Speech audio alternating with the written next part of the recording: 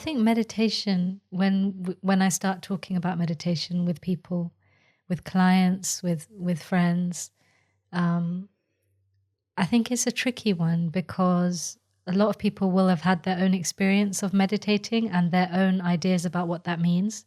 So for some people, it will be, when you say meditation, it will be like, oh, well, I do that already, or I do Simran at the Gurdwara. Is that what you mean? So there's a bit of confusion, I think, in people's minds as well about what do you mean when you say meditation?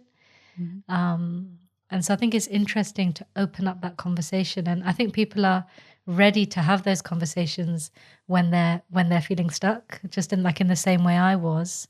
When I was at the lowest of the low point in my life, that was when I was ready to explore meditation, because we hear about it so much. We hear about it everywhere. People are talking about it. Pracharaks are talking about it. We're hearing about it in the scientific community, in all kinds of spiritual traditions.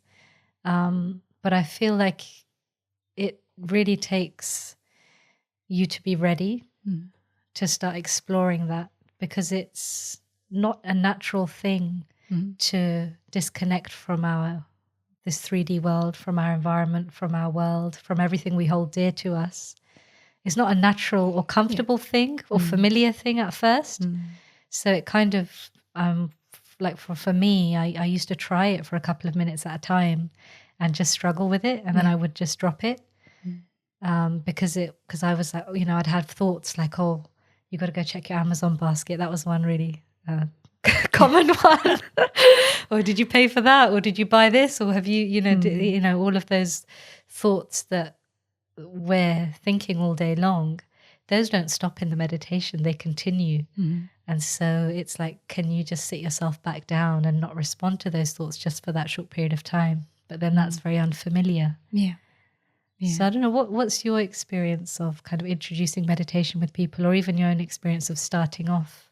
Yeah, so that completely resonates with me, and kind of sitting and remembering all the things that you have and haven't done. Yeah. And I think our society, our current way of living, all works towards that, of constantly being busy, constantly being on our phones, constantly in a state of thinking and planning. And like, we don't even leave ourselves a minute to just be in silence. It's like, and that's me I'm talking about. So, if I have a silent minute, it's like, I'll stick Kirtan on, or I'll stick a katha on, or I'll stick a YouTube video on. There has to be something constantly going on. So then when, Guru is telling us to do Simran, or I'm, listening to Eckhart Tolle, or, Joe Dispenza, or somebody who's telling me to meditate, that, like you said, it doesn't feel very natural. It feels really difficult because I'm so used to being busy. Yeah. But I think it's a slow build up. But the thing that really won me over was I think, hearing the scientific evidence behind it. That was one thing. But also kind of getting to the point where I was either hearing other people's experiences. That was a big one for me, because then it felt like it's true, it's real. Like, either people feel more peaceful and they can change, or they're having these amazing kind of mystical experiences. Yeah. And then for me, it was kind of, even though I don't have a lot of those, it's like when you've had at least one, then it kind of motivates you, it keeps you going. But I'm not somebody necessarily who does things by halves. So it was like, I'm going to sit down for 20 minutes and do it straight away, rather than, I know you talk about it like you started with 5. But for me, it was like, no, I've got to sit for 20 minutes and I've got to do it, and my mind's got to be blank. But over time, I've learned that actually it doesn't matter as long as you're sitting and you're trying. Like, some of the scientific evidence now is showing that even if you sit and you're trying to do it, but your thoughts are everywhere, it still creates changes in your brain. It creates changes in your body. So that's really encouraging. So some of the scientific evidence, from one person in particular called Dr. Joe Dispenza, is really, really fascinating, because they did some experiments on meditators, non-meditators, kind of novices who had just started, and those who were like long-term meditators. And something that's quite current right now is what they did is they took blood samples, and they, in the blood samples, they added the coronavirus. and then they checked what happened. So the non-meditators, obviously the virus went into the cells and it overtook the cell as it would in any normal person's body. The novice meditators, there was a little bit outside the cell and there was a little bit, but it kind of took a little bit longer to go into the cell and infect the cell. Yeah. But with the long-term meditators, it was amazing because what they found was the virus was just kind of hanging out around the cell. It wasn't going into the cell. And that was, so they used a proper scientific method. They used a big sample, and that's amazing. So one of the things that I've been talking about since, COVID has hit is that sense of fear, and that affects your immune system. So we can't just decide by thinking that, oh, I'm not going to be scared of the virus, or I'm not going to worry about what's going on in my life. Yeah. There's a certain tool and a method that we need to use. Yeah. And part of that is focusing our mind, training our mind. Because if we can't train our mind in a day to focus on one thing, then how are we going to lift ourselves out of that mood or those thought patterns and all of that? So that's kind of one aspect of it for me, is training the mind. How about you? Well, that's really powerful, isn't it? If we just stop to think about that, reflect on that actually doing meditation is impacting your physiology on that deep level. And Dr. Joe also talks about genetics and how when we're meditating, we're affecting our DNA. And he's looked at DNA samples and things. So there's some really incredible scientific stuff out there which demonstrates that meditation can affect our minds and bodies in profound ways, isn't it? Isn't it incredible just to stand back? But then even knowing that it is powerful, and I think it builds up a kind of evidence bank in our minds. Actually, this is something that I'm going to pursue. This is something I want to do. So then what are the kind of blocks? So a lot of people know this. Well, some people know this stuff and are aware of all of the evidence.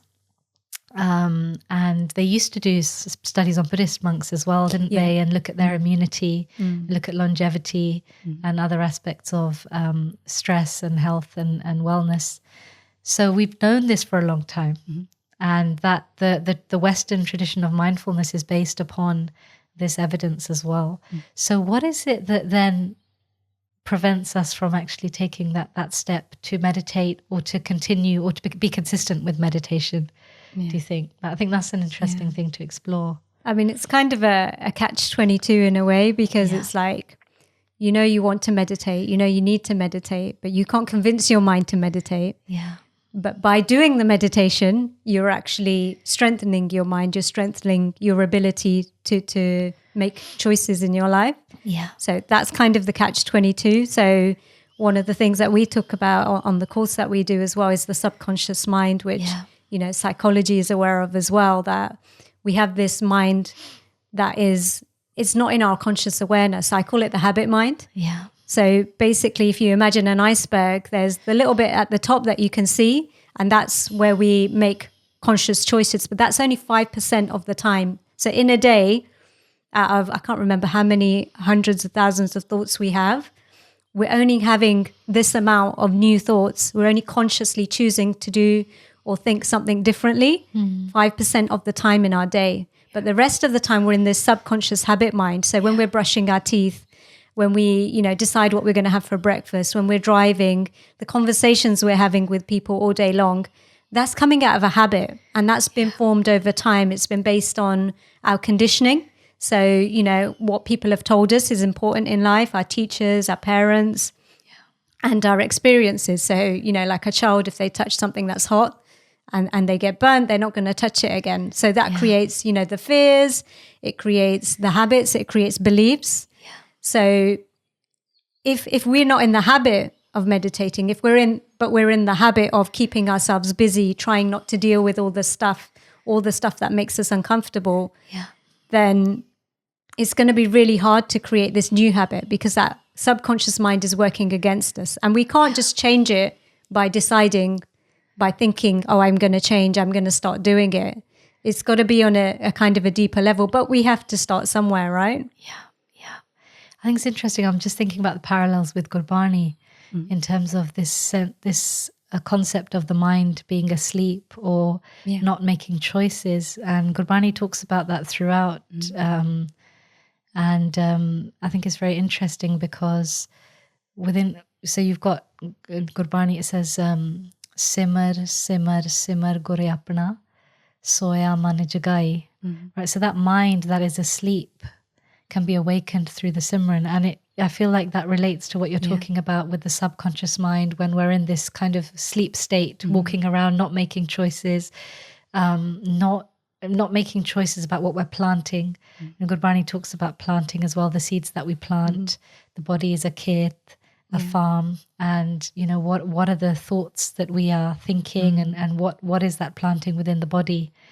But if we're asleep, then what is that process? And Gurbani talks about how actually we don't plant those seeds consciously, that actually it's those Panchjor forces within us that are planting the seeds instead of that mind, because the mind is asleep.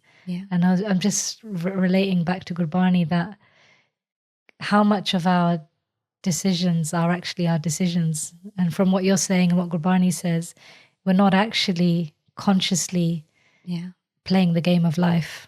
We're not consciously planting those things that are going to kind of reap fruits.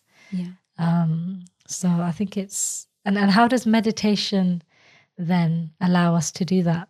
I'm just bringing it back to that. So just before we move on to that, there was something that came to mind is, Gurbani talks about man, bach, karam. So, your thoughts, your words and your actions. And that kind of relates to this cycle that we end up in, which is, you have a thought and that thought is coming from the subconscious mind. We're not consciously making the thought. And I think that's what you're talking about when you're saying the mind is asleep, is we're not consciously making that decision. It's automatic. So we might wake up every morning and have a negative thought, it's going to be a rubbish day. I hate work, or, I don't like this person. And then that leads to a feeling, that leads to that chemical being released in our body, the hormones, which makes us then feel bad. And then that leads to, the bach or the karam, saying certain words to people or doing certain actions that are not going to help us. And we end up in that kind of vicious cycle. So how do we interrupt that cycle is where the meditation comes in. And I think, like you said, the problem is we're asleep. Gurbani is telling us we're asleep, but how do we wake up? And, I know there's lots of understandings of what naam is, but for me, one of those definitions is actually, can you become conscious? Can you come into the conscious mind?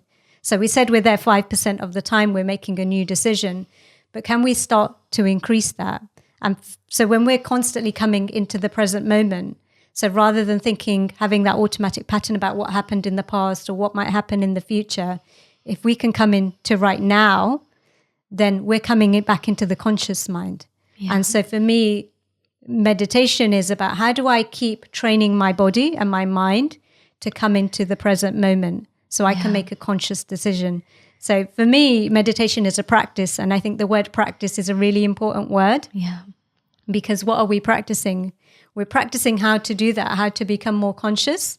So when we're out and about, when we're interacting with other people, because we've practiced, it will start to become more natural that we can come into the present moment. We've trained our mind muscle enough that, okay, you've said something. Normally I would think, oh, why has Benji said that? And then I'll start to feel bad about myself and maybe I won't talk to you. It's never happened, but I'm just saying. But if I've been doing my meditation practice, then I can create that pause. So I can think, okay, Benji said that, my automatic thought has kicked in. But now I can think, actually, and this is one of my favorite questions, is it true? Like, is it true that Benji, you gave a really good example once, and it was like, sometimes you feel like someone's ignored you, and then you ruminate. It happened to me the other day, and I was like, oh, she didn't smile at me. And then, I start feeling bad, and then I'm like kind of withdrawing myself. Oh, nobody likes me. But if I'm doing a meditation practice, I can train my mind enough to come into the present moment. So I can be like, okay, maybe she didn't see me, or maybe I'll reach out to her and I'll do something different. So I'm coming into the present moment, and I can approach her if I'm still there and say, oh, are you okay? Is everything all right? Or I can text you later, or I can make a different decision. I can choose a different thought. So it gives us that power of choice rather than being stuck in those subconscious patterns. Yeah, well, that's powerful, isn't it? Because, you know, we have like 30 to 40,000 thoughts every single day. And each time we have a thought, it creates a cycle of feelings and then behaviors. And if we're doing that all the way throughout the day and we're not conscious, comes to midday or even a couple of hours into the day, and we start to notice that we're feeling discomfort within our bodies and we don't know why. Yeah. So, you know, sometimes, for example, with me, if I'm having a very busy day, busy morning, and I'm doing loads of different things and I'm having lots of thoughts about what I need to do, what I need to get done, and I'm not conscious and I'm not stepping back and I'm not taking that pause, coming into the conscious mind, then by about 11, 12 o'clock, I'll start to feel anxious within my body. So I'll start to feel a little bit panicky, shortness of breath. I still feel that even though I meditate, you know, and I've been meditating for some time. And so I think, you know, and other symptoms, you know, I'll have kind of racing thoughts, and just feel a sense of discomfort, tension within the stomach area. And that, you know, and if I had been conscious up to that point, I would have caught all of some of those cycles that had been leading up to that. But, you know, it gets to the point where you feel that physically and you're like, okay, this is, my body's telling me something is not quite right. And at that point, you kind of have to pay attention, right? Because you're feeling that discomfort and nobody likes to feel that way. And so it's like, how do you, so if you're interrupting the cycles all the way through and you're aware, I guess what you're doing is you're meditating with your eyes open, right? So it's not enough to just sit in the meditation in the mornings or sit in the meditation in the evenings. Like you said, it's a practice. And I feel there's one definition of meditation, which is just to become conscious, isn't it? Yeah. I think one of them is to get to know yourself. To get to know, okay. So become conscious, getting to know, and you know, it says in Gurbani so many books related to that. Bande khoj dil har roj, and books like that. But I think what I've been feeling the past couple of weeks personally is that I've really got to be on top of the meditation during the day as well. Yeah. So I'm starting the day, I'm doing the Simran, I'm doing the practice, I'm teaching the mind who the master is, you know, that it's not that subconscious program, that the mind actually has control, that mind that was meant to be the king of the body, Kaya Nagri Ehu Mana Raja, that actually teaching the mind that it's the king. So the thoughts come, but actually, you know, we don't have to take those thoughts as true or as fact. We can just observe and come back to center, come back to presence.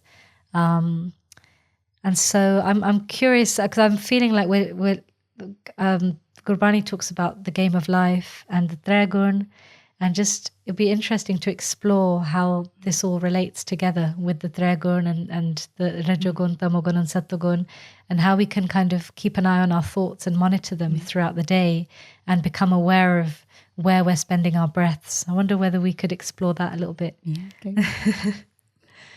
Yeah. So Gurbani tells us that there's two forms of Maya. There's Drishtman Maya, visible, and there's invisible Maya, Sukham, that we can't see. And the Drishtman Maya is the 3D reality, everything that we can experience with our senses. So, you know, my body, you know, the people around me, the environment. And then you've got the Sukham Maya, which Gurbani tells us is very challenging, which is our thoughts. Ehe Maya Mohani, Jin Vena Dante Jagakaya. That even without visible teeth, even without being visible, this Maya has eaten up the whole world. And I feel like what we're talking about, becoming conscious of our thoughts, is about becoming conscious of the power, influence of that Maya that it has upon us. And Gurbani, get a bit technical here, but it's interesting to explore that Sukha Maya is made up of three aspects. Yeah. So you've got Rajogun, Tamogun, and Sattvagun. And when the mind is spending its breaths in Rajogun, then Gurbani tells us that it's in Asha, Bilasha, hopes, desires, worries, anxieties, and things related to that. when the mind is spending breaths in tamogun, then it's in kam, krodh, lobh, mohankar, anger, greed, attachment, ego, and then slander as well, duality, negativity, Lust. hatred, lust. So that is when the mind is spending its breaths in tamogun. And then there's satogun as well, the third element of Maya, which is humility, compassion, tolerance, contentment, and all of those, I guess, good qualities, you could say. And what Gurbani tells us is that depending on where the mind is spending its breaths, you're going to get a different kind of fruit. You're going to get a different kind of phal. And you're going to be moving closer to Vaheguru or away from.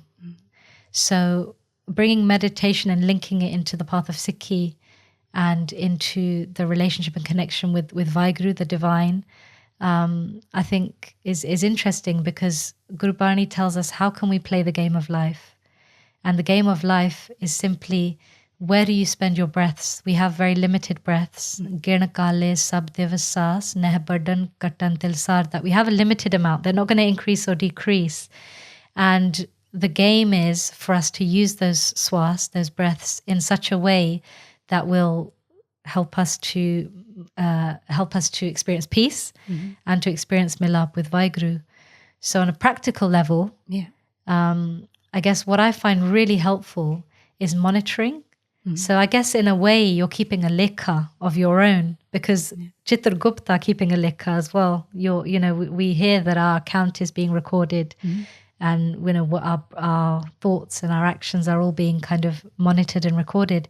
So can we keep a lekha of our own to notice, am I spending my thoughts in Rajogun? Am I spending my thoughts in Tamogun? And how do I feel when I'm in that place? So I think it's quite interesting to explore that as well. What are your thoughts? So for me, I don't specifically, I might notice, I'm being kind of more angry, or I might notice that, I'm really focused on work right now, or, I'm trying to be kind to somebody. So it's in the same way. We don't necessarily have to label it as, tamo, sato, and know that it's that. But it's just that self-awareness. It's knowing, okay, what am I thinking? What am I feeling? And is that bringing me closer to Vaheguru? Or is it taking me away? And for me, there's two paths. Which is, there's the path of love, which is, that's where the kindness comes in. That's where compassion comes in. That's where, being honest comes in, those kind of things. And then there's the path that's going to take us away from that. For me, or what I label that path as, is fear. So for me, the question is, okay, soon as I have that self-awareness, whether I've told off the kids or something, am I acting out of fear right now? Or am I acting out of love? Am I recognizing that that's Vaheguru, that is part of me? Is there compassion here? Is there loving consideration? Or am I acting from a place of fear? So there's a story I tell sometimes about my daughter, which is, she doesn't eat a lot. She's a skinny girl. And I used to get really annoyed because people would always say to me, oh, kinni mariya. And, in Punjabi, that means, it doesn't just mean, oh, look how skinny she is. Mari also means bad. So I would feel triggered within myself. And I would get into a place of fear about it. So I'd be like, oh, she's not eating, she's going to get ill. People are going to say, why is she so skinny? Does that mean I'm a bad mother? Am I not looking after them properly? So we have all of these thoughts, right? So this is all coming out of the subconscious mind that we talked about, the sleeping mind, the automatic thoughts. But as I started to kind of do a little bit more meditation and a bit of mindfulness, I started to become aware, oh, this is what I'm thinking. So one day she was having a dinner and she wasn't eating it. And I went into my automatic program. So I started to tell her off. I was like, Sean, you never eat your food. Why are you not eating? But then I became aware as I was shouting at her, as I was telling her off, I realized, I'm having a go at her right now. This is a fear-based response. And so what is the opposite of fear is compassion. So I stopped talking. So that was my first action that was going to create something new in my life. And that's why I remember it, because it was the first time I felt like, oh, I've got this awareness that I never had before. So I thought about, okay, how can I be compassionate? So I stopped talking. And then I just said to her, instead of saying, oh, you're not eating, blah, blah, blah, I was like, why? Why are you not eating? And it was funny because she was like, oh, because, my Baba gave me a packet of crisps and a chocolate bar when he picked me up from school. But it made all the difference. So for me, that's what it's talking about, is we can be asleep in those patterns and be, really caught up in life, caught up in fears, caught up in earning money, caught up in, what we want, what's mine and what's yours, or what that person said, or how that person treated me, the past, the future. But we have this choice, we have this option of becoming aware of that and making a choice. So one of the panktis that when you were talking earlier that came up for me was, kar kar karna likh le jao, aape beej aape hi khao. So, that kar kar karna, 3 times Maharaj is telling us that. So we're doing the actions over and over again. We're thinking it, we're saying it, we're doing it. And that's coming out of that sleeping mind. That's the pattern, the subconscious mind. And we're planting those seeds without even realizing it. Because if I'm shouting at my daughter, for example, I've planted a seed of that. And I love kids' movies. So I love Kung Fu Panda, and Master Oogway says, if you're going to plant peaches, you're not going to get mangoes. But then we're like, okay, well, why is this happening to me? So, but as we become more aware of it, as we start to do this meditation practice, then we have a choice. We can choose what to plant. And what we plant, that's what we're going to get, right? Wow, it's amazing. So I guess might be interesting for us to think a bit about the practicalities around meditation. Sure. What do you mean by meditation, and what is your routine like? It's a big question. So obviously, I'm aspiring, and it can always be better. So for me, meditation for me is about connection in 2 ways. So it's connecting to myself, being aware of what am I thinking, what am I doing, how am I showing up in the world, what kind of person am I being. So that's one side of it. And then the deeper aspect for me is, how do I connect to Vaheguru? How do I realize my true identity? If Maharaj is telling me that, Man tu jod sarup hai, apna mool pachan, that I am, the embodiment of Vaheguru, that everything lies with Vaheguru. Vaheguru's, love, Vaheguru is love, Vaheguru is peace, and that lies within me. That's kind of the second aspect for me, is how do I connect that? And for me, that's going beyond the mind, so going beyond the thoughts. Because what we realize is it's actually the thoughts that are getting in the way. That this homme, this sense of separation, this sense of identity is about me and mine, but that's all coming from thoughts.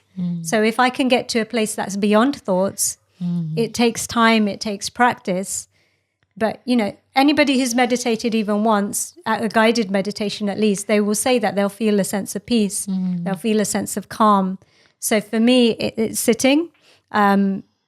It's using the Gur Mantra that, again, Maharaj has prescribed to us as an anchor. And it works on so many levels more than just an anchor. But it's something that when my mind is, and my mind will, wander, I'll have so many thoughts, and it's completely natural to have those thoughts. So when I'm sitting, the thoughts will come in, but I'll try and bring my awareness back to the word Vaheguru, or back to my breath, or whatever it is. And it's just that constant practice is strengthening that muscle of my mind. So it gives me that ability to concentrate. So on a practical level, I know that I can do that waking meditation that you talked about. I can be aware, and I can stop myself from certain habits and change those habits.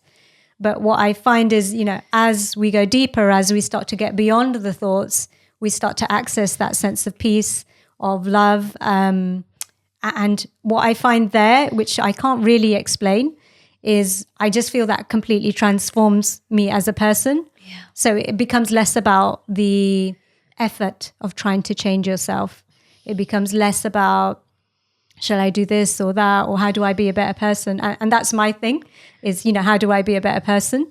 But as we get deeper into the meditation, that starts to kind of happen automatically. I find that awareness is there a lot more. And, it varies day to day. So some days I don't feel like I can connect as much.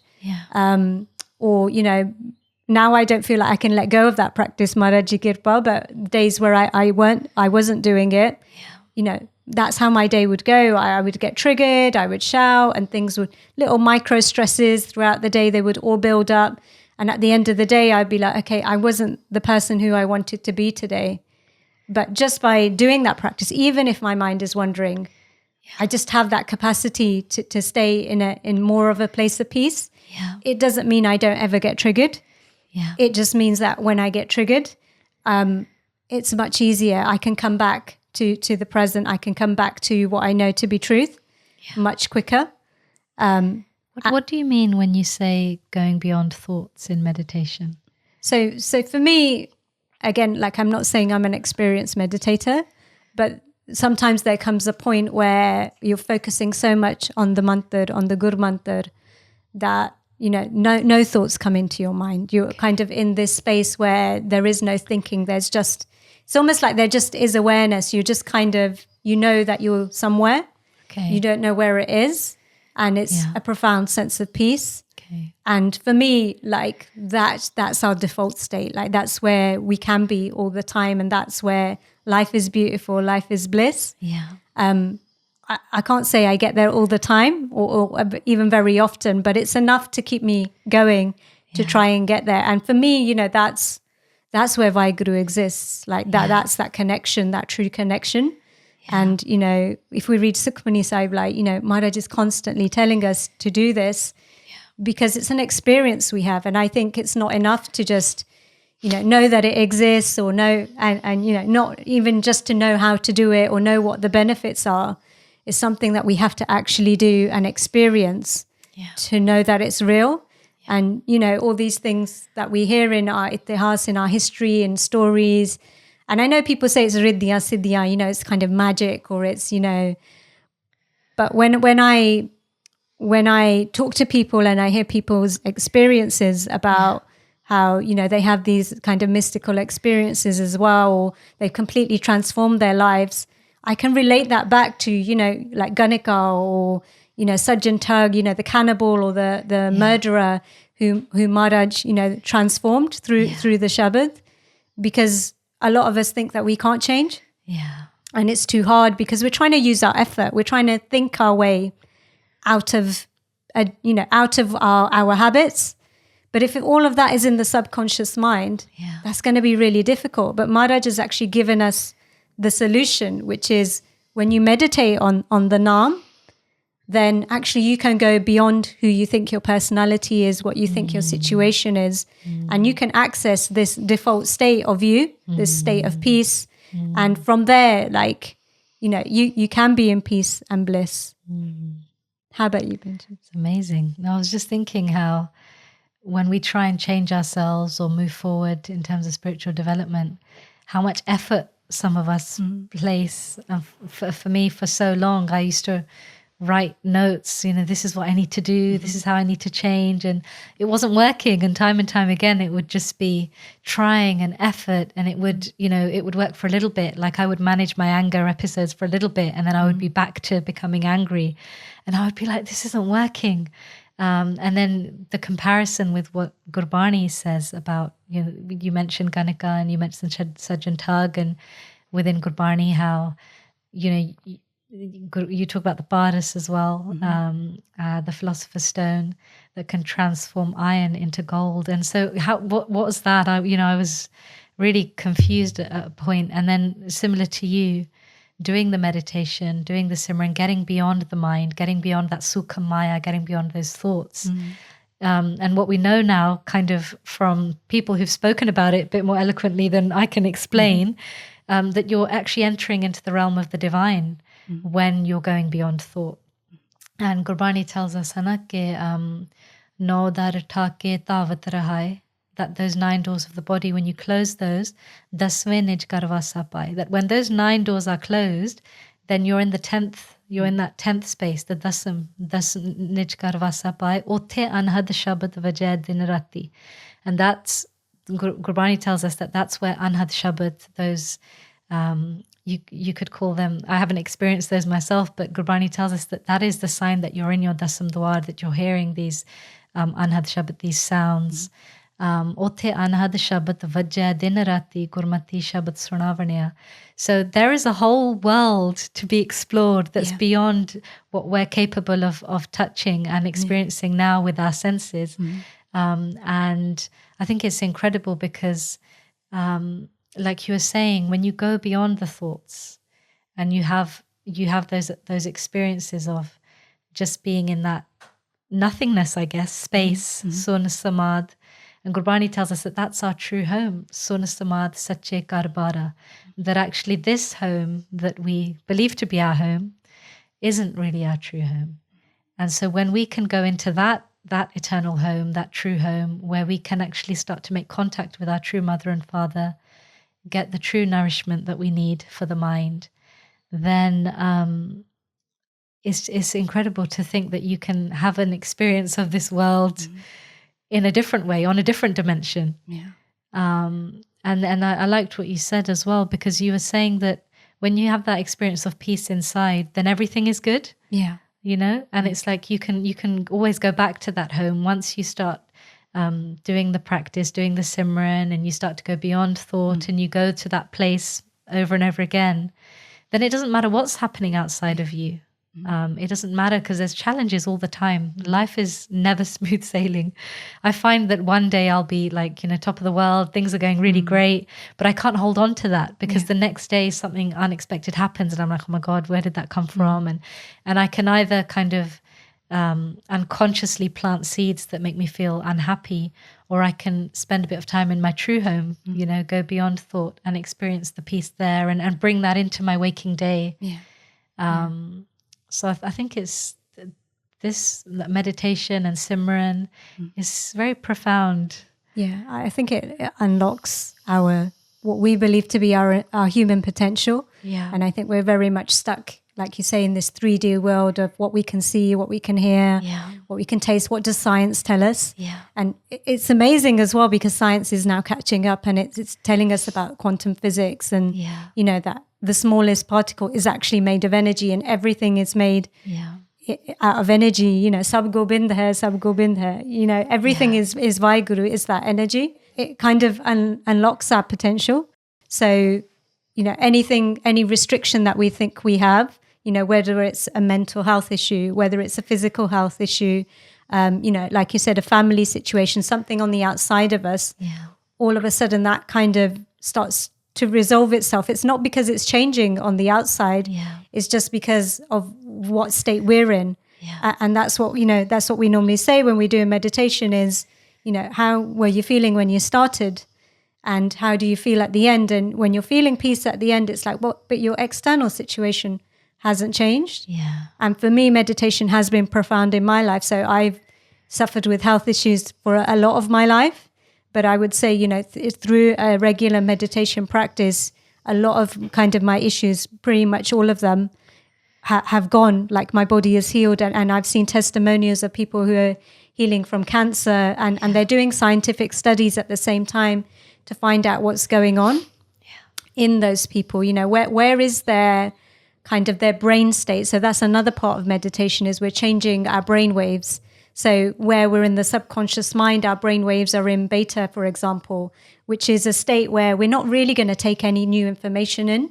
So as much as, and I'm a coach, so I do a lot of self-development and I've tried everything to change myself, to kind of, improve certain parts of my life.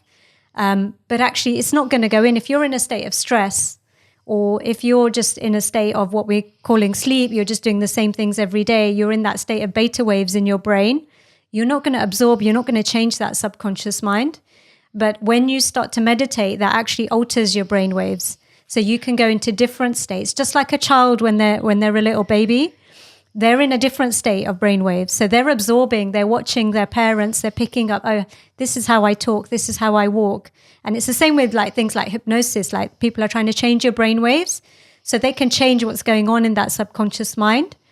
And it's the same when we're meditating. So when we're doing Simran, we're going into this different state of brain waves, which at one level is it allows you to create that change in your life. But another level is you're going then beyond the mind to, like you said, the realm of Vaheguru, where there's infinite possibilities. Anything can happen.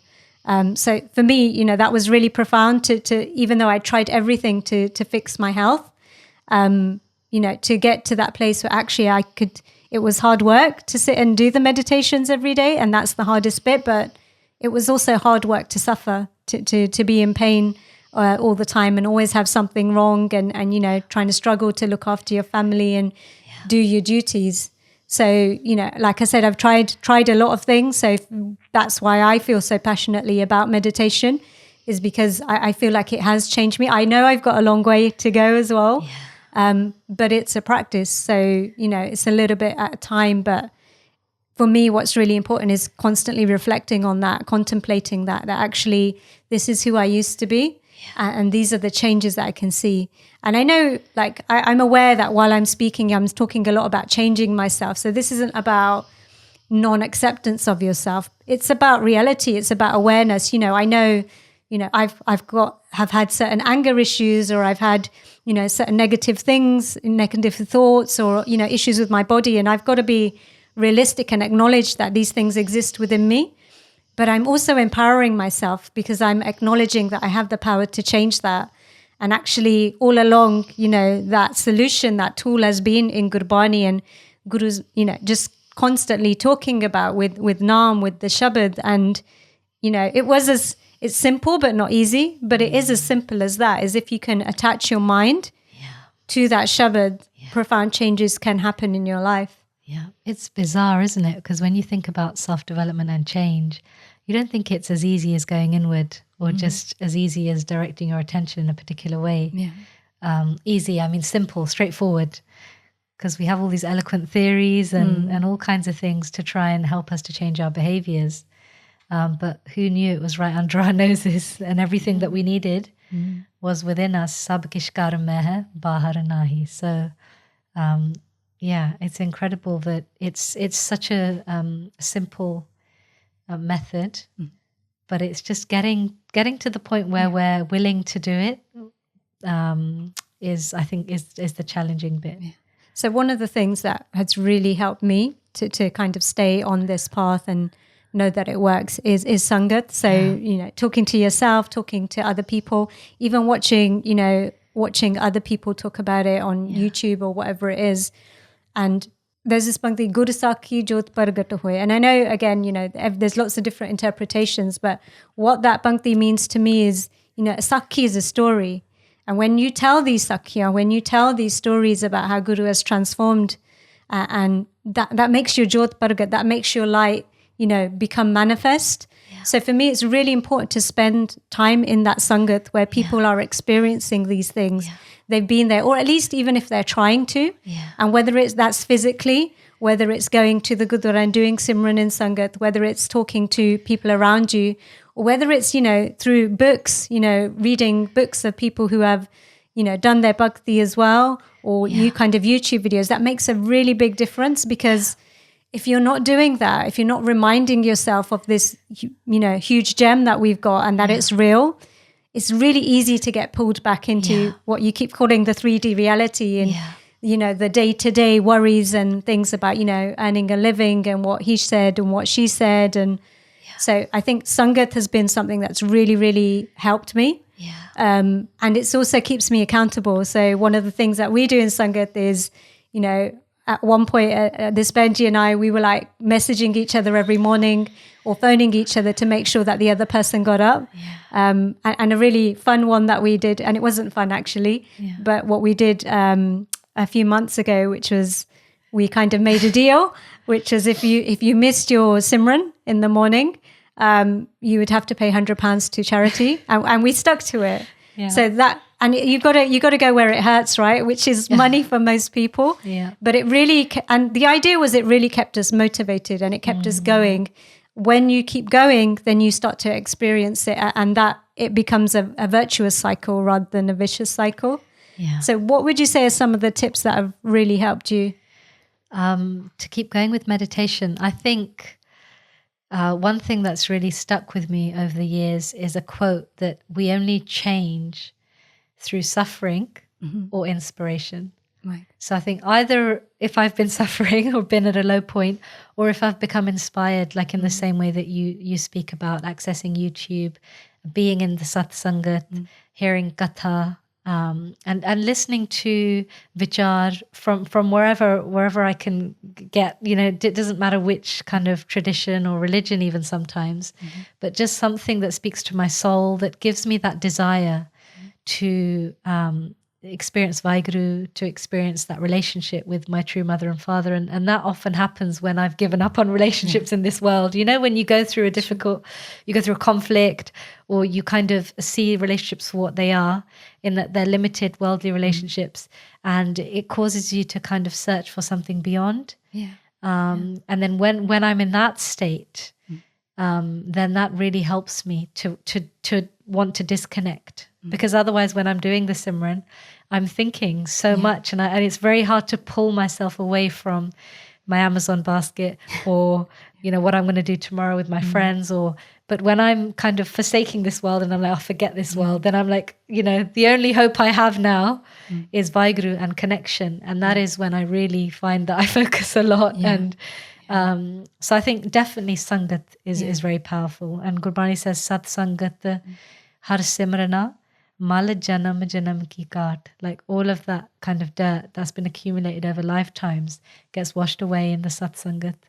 And Gurbani describes Sangat as sarovar, changing a crow into a swan. So I think for me that's very powerful.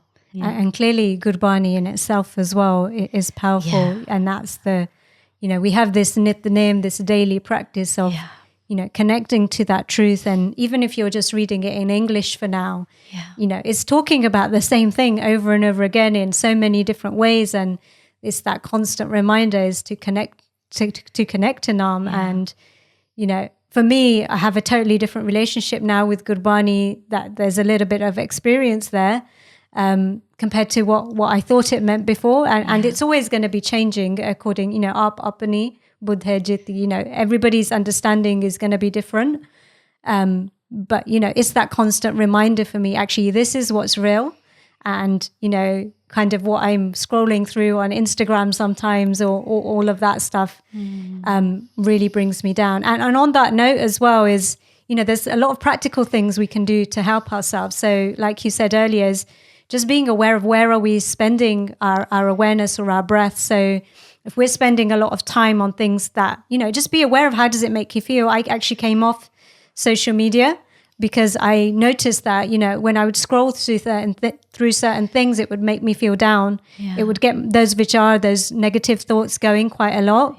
And especially if we're doing that, if we want a practice in the morning, like Amrit Vela, for example, if we're doing a lot of that at bedtime, we're going to spend our whole night stuck in those kind of vichar, in those thoughts. And that's going to make it more difficult in the morning to get up. So one tip is, either read Gurbani or read something inspirational, or even if you just do kind of 5 minutes Simran along with your Kirtan Sohila, that's actually going to set you up for the morning. A really practical tip is I get my clothes out in the morning and I hang them up in the bathroom. So it's minimum fuss. So I don't have to wake up and be like, oh, I can't be bothered. It's just like, I know what I've got to do and I can just get up. I'm just making it really easy for myself to get into that practice of doing it. So that becomes my new habit. I don't mind that being in my subconscious mind. Kind of setting an alarm might help as well. And sometimes it's just, if you wake up and you're one of those fortunate people, it's just making sure that, you get up before the vichar come in. Because if you're waking up and you're going straight into your thoughts about your day and your problems and all of that, of course it's going to be then difficult to connect when you sit down to do the Simran.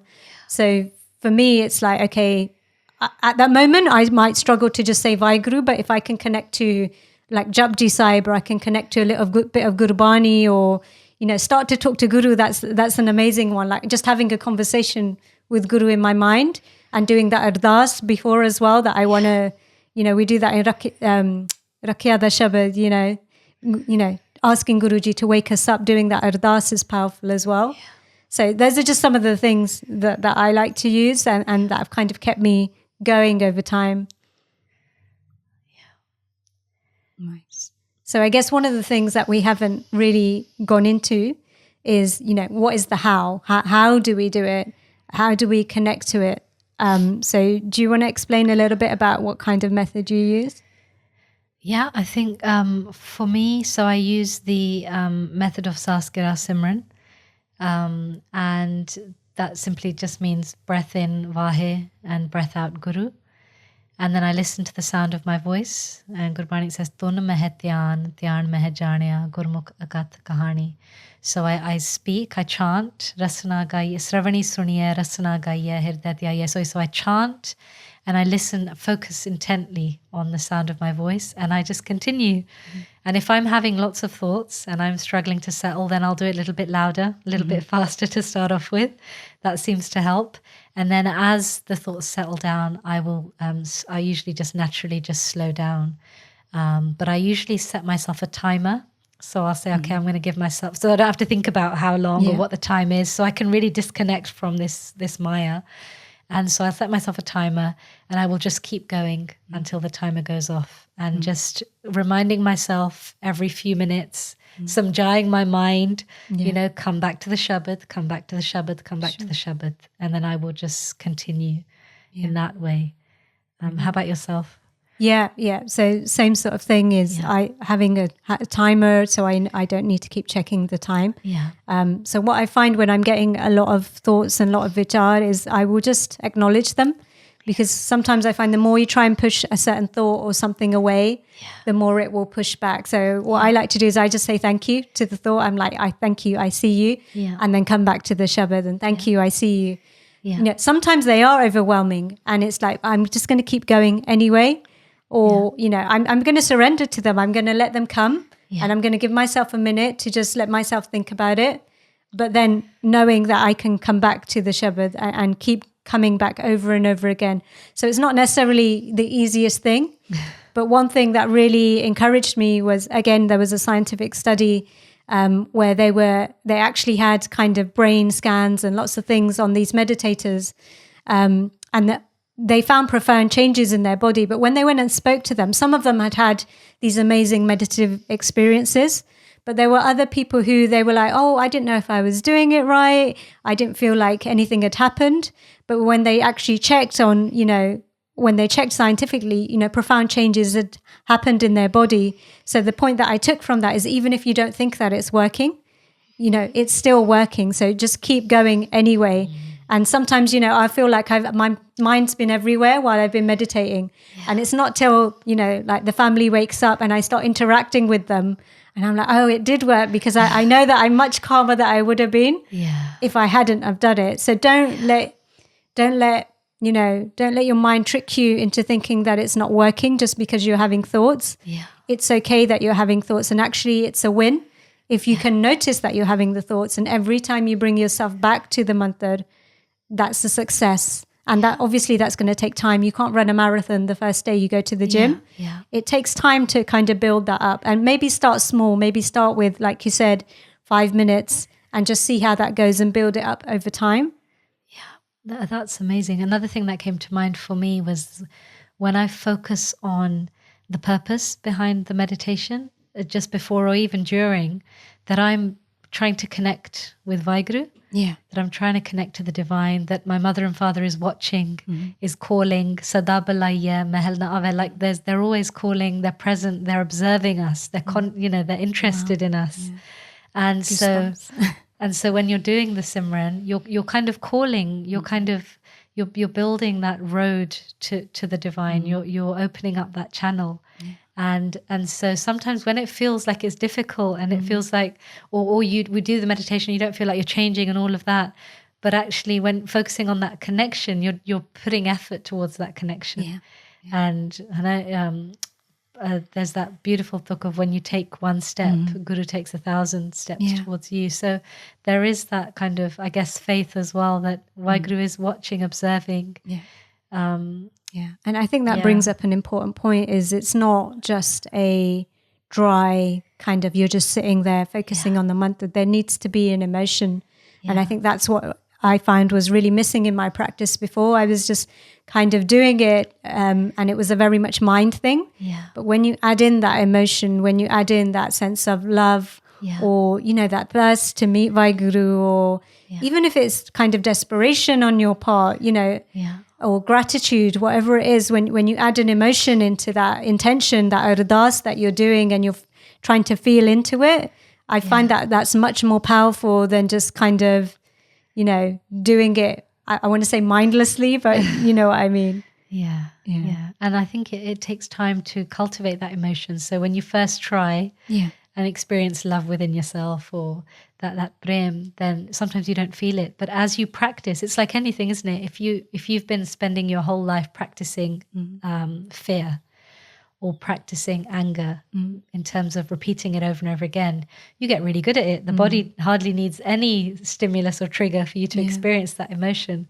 So in the same way with trying to experience love, it takes practice, it takes work. And, every time that we open our heart a little bit more, we experience that emotion a little bit more, we are creating those neural pathways.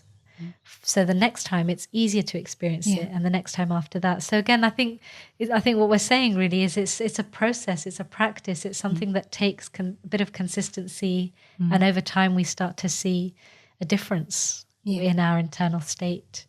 And the other thing is if we're reading Gurbani and we want to connect with Guru, but we never actually spend that time to sit and search for Guru within ourselves. We're not going to find, that experience. So for me, that's quite powerful, is actually I have to make sure that I'm making that time to build that relationship with Guru, to sit, to focus on them, to focus on their feet, to feel love for them, and do that as a practice. Because, we hear all these stories, and, these people exist, these Mahapurukhs exist, and Sant who've had these experiences. But what stands out is, they did that practice. They didn't, they had their daily life as well.